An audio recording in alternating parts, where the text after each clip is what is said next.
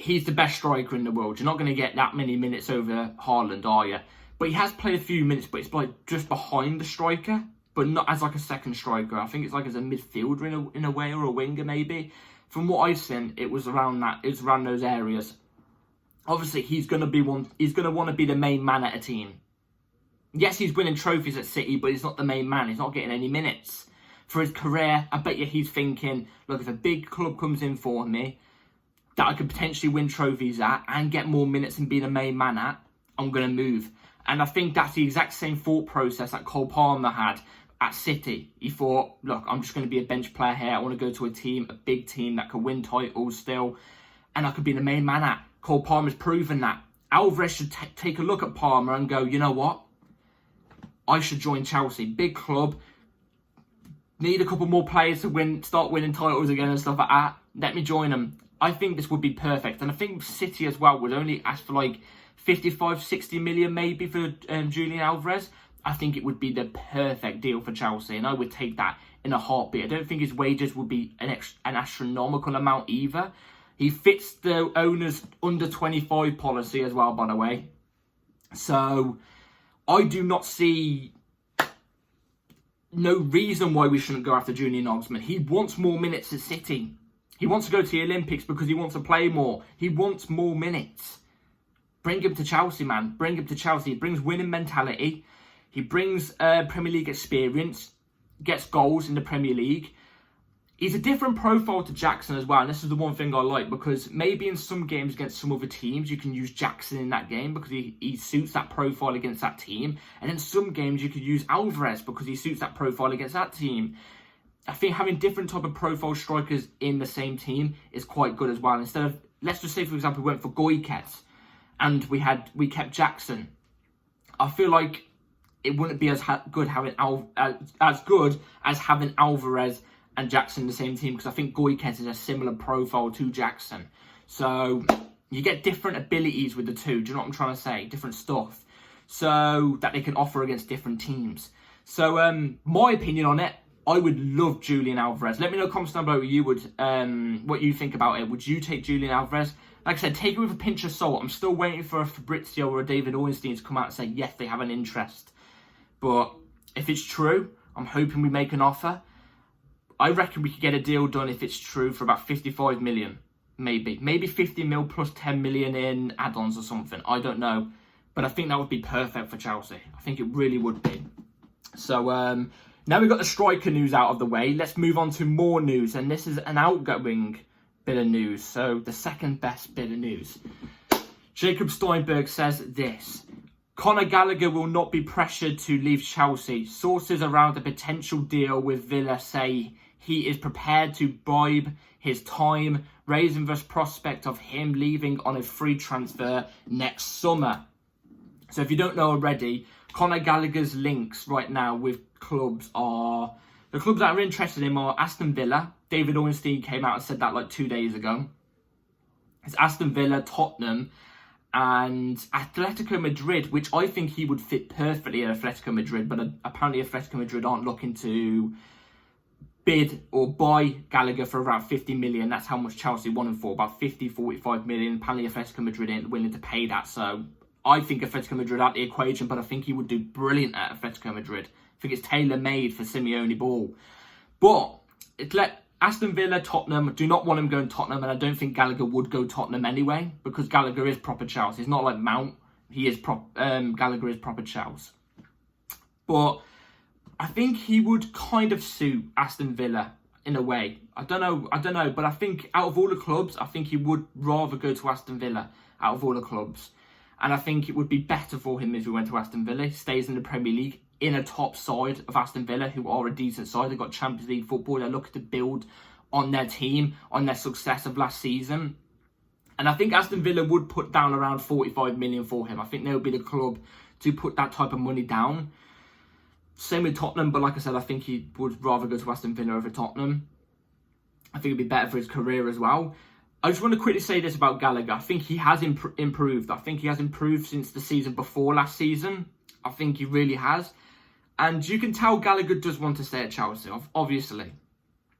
And we would miss somebody of his quality that actually cares and puts his all into the badge. But this is the thing. The reason why he works so well under Pochettino is because Pochettino, look, he didn't really have any system at Chelsea. But the one thing he definitely did tell the players was press. Pressing football. Gallagher suits that. He's tailor-made to that type of football. That's why I said he would suit a Simeone. Defensive, pressing, being aggressive type of football. Technical football, where it actually requires like a full-on skill, technical ability, which Enzo Maresca will have. He ain't going to get in the team, and it ain't suiting him. So he just spend majority. If he was here next season, this coming season, if you know what I'm saying, he'd just be sitting on the bench majority of the time behind an Enzo Fernandez and I was going to say Enzo Maresca then, Enzo Fernandez and Caicedo and Lavia potentially. He'd just be sitting behind him, not getting barely any minutes, wearing out that year contract that he has left because he's only got a year left, and then next summer he's out on the free. So you may as well just cash in on him now. And I feel bad for saying that because Gallagher has improved. He has. But he's still not Chelsea quality. He'd be a squad player. Squad fringe player at best. So, it's unfortunate. But if he was to stay and he does prove me wrong, I'm more than happy about that. But I just don't see it. And I think we should cash in, get 50 million in. And then that's when we upgrade on other positions that we potentially know that we need more for our team. So let me know in the comments down what you think about Gallagher. Do you think he's going to stay or go? I think it's destined for him to go. Before June, though, I don't know. I think it'll be July-ish, maybe just before pre-season. So, yeah, let's move on to this. Kepa. Let's move on to Kepa, because he's meant to be returning back to Chelsea, obviously, because Real Madrid ain't going to buy him from his loan. He didn't really get any minutes at Real Madrid. Well, what is the latest on Kepa? This is what came out today. Kepa wants to speak with Enzo Maresca regarding his Chelsea future. Kepa is desperate to leave and will only stay if he's given a fair chance to fight for his position at Chelsea by Maresca. I'm torn, because if in that text there it didn't say Kepa was desperate to leave and that he would consider his future depending on if he gets just minutes, and he wasn't desperate to leave, I would be saying right now to you guys, I don't mind if Kepa stays. But because it says he's desperate to leave, I don't want players who don't want to be at Chelsea here. So, Kepa, if you want to go, go. Simple as that. If you get any suitors, leave. But, what I would say is this. If that was taken out of context, this is what I'm going to say. I think I'd rather Kepa... This is going to be sad. This is going to be brazy, because I know Football Twitter, if you're watching this, I know you're not going to rip into me if I say this. But... I think Kepa would do better in goal for Enzo Maresca's system. I don't think he's better than Petrovic. For Enzo Maresca's system, better than Petrovic and Sanchez. Definitely Sanchez. Because Kepa is actually decent with the ball at his feet. He is. I think he'd do well as a sweeper keeper. He has done well as a sweeper keeper before. I think he would do it well under Enzo Maresca. And, like I said, he's good with the ball at his feet. And he is a good goalkeeper. I've always said this. Track back to not last season, the season before. Go on my playlist category and check through my review games of when Kepa was in goal. I always gave Kepa props. My only problem was, as soon as it hits the top right-hand corner or top left-hand corner, there ain't no saving it. That was my only problem. It would always be a fingertip off. He's too small. His arms are too small for the top corners. That's it. Reflexes-wise, speed to get into shots, and, you know, being a good goalkeeper in general, a shot stopper, he's good. Look at the Aston Villa clip from when we won 2-0, when Mount scored 2 goals at Villa Park in the 22-23 season. Those 3 saves, unbelievable. But I've always said this, Kepa is a good goalkeeper, he just can't reach the top corners. So, hey, if he came out saying Kepa was to stay, I wouldn't technically be against it, as long as we cash in on Sanchez, not Petrovic. But for me, you know my position on the goalkeeper position, I'd rather keep Petrovic over than both of them, but I think Sanchez is going to start because he's better with the ball at his feet. That's only it. I think Petrovic is a better goalkeeper at shot stopping anyway. I think for me, I'd rather a better shot stopper than a better player, better keeper with the ball at his feet. That's just my opinion.